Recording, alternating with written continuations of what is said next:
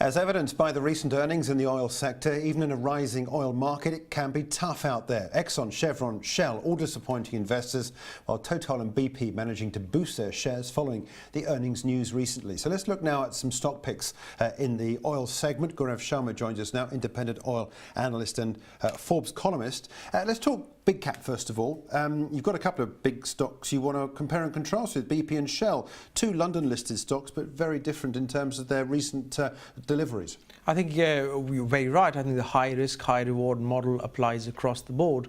But I think closer to home, if we do a like for like comparisons between the two blue chips, I have been a long-term bull on BP, and I don't change that opinion at all. I think with BP, I have, based on their recent financials, based on their recent asset acquisitions, based on their optimization, and more especially Bob Dudley's constant reiteration of a lower break-even at perhaps as low as $30, gives me a lot of comfort. And I think I would say with BP, I have a price target of 650 pence, and I think I have a buy recommendation on that.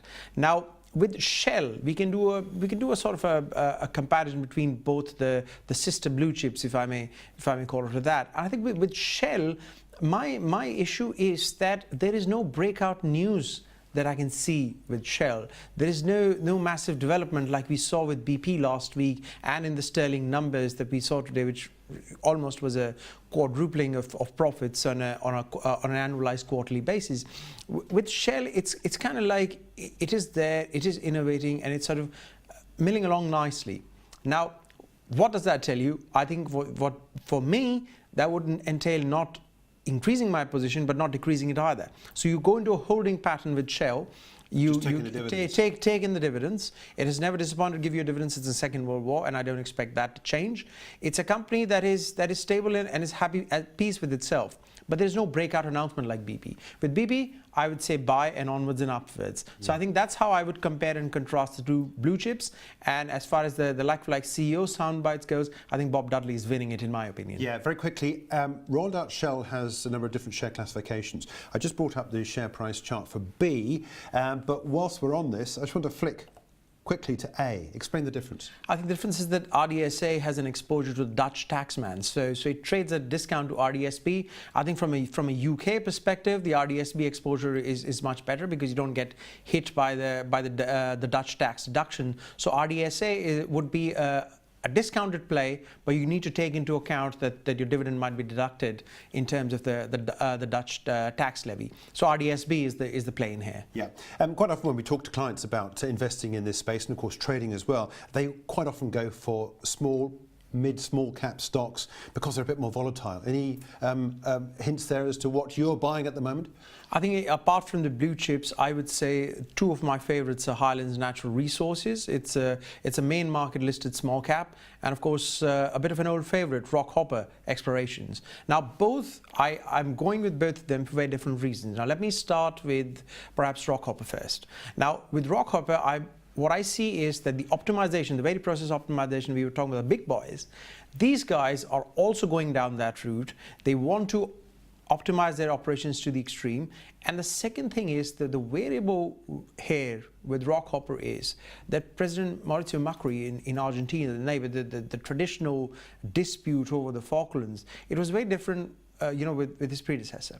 Now this guy is having internal domestic troubles within Argentina, but more or less, Rockhopper, given all its previous variables on an even keel, it's offering a better operating climate with President Macri in the White House, whatever he's dealing with domestically. So I think the operating climate has improved and the optimization improved. That's why I think I see Rockhopper going to about 70 in a 6 to 12 month out target basis. With Highlands, now Highlands Natural Resources is a very interesting one. Now, I had full disclosure, I had the pleasure of visiting one of their oil fields, their drilling sites, and I think it's a beautiful crude.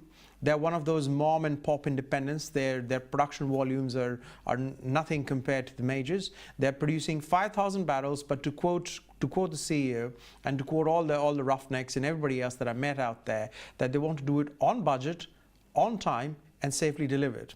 And what they're doing is they're uber optimized processes. They have something called DT Ultravert. It's kind of like a maximization technique for enhanced oil recovery. They're putting the best in class sort of techniques out there, and they actually have farmed out the acreage from ConocoPhillips, an oil major, and they're doing it rather well. They've got a stake from Halliburton, again one of the big majors oil field services companies. And what you see with Highlands is what you get: small volumes of production, efficiently delivered, and lo and behold, it's actually making money.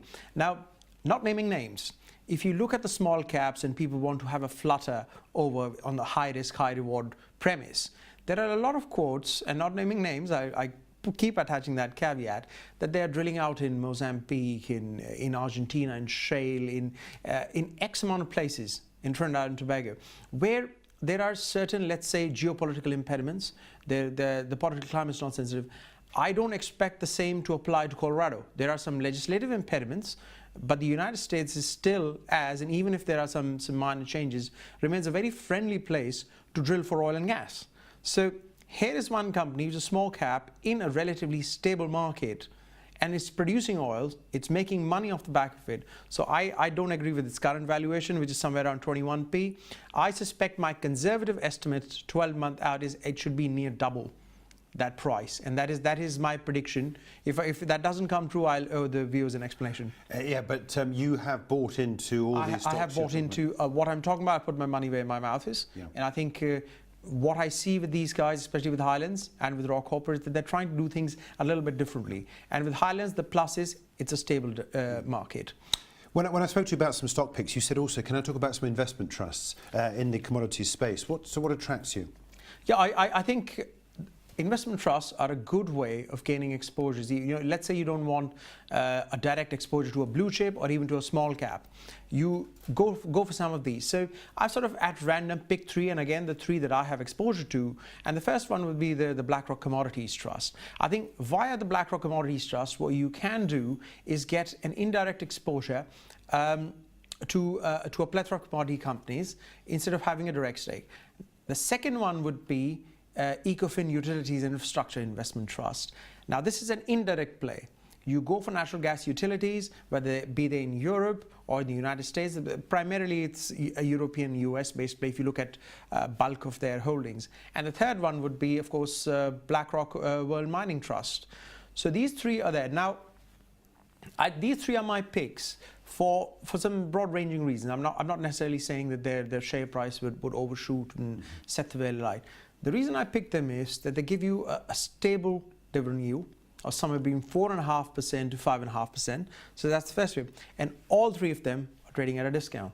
So I think these three can offer you some indirect plays. Of course, then there are others, City of London and Merch, etc., where you can indirectly have a play on Shell and BP. But these are three very different animals. And I think they offer a sort of a spread across. So you've got the utility exposure, you've got the commodity company exposure, you've got the mining exposure. So I think all three of them put together at a discount, giving a dividend about 4 or 5%, reasonably stable. Good. Look, okay, it's been a pleasure to talk to you. Thanks indeed for joining us with those recommendations. And as Gaurav was saying, he puts his money where his mouth is. That's Gaurav Sharma, independent oil analyst and Forbes columnist. Subscribe to IG for educational content, company insight, financial analysis and expert commentary.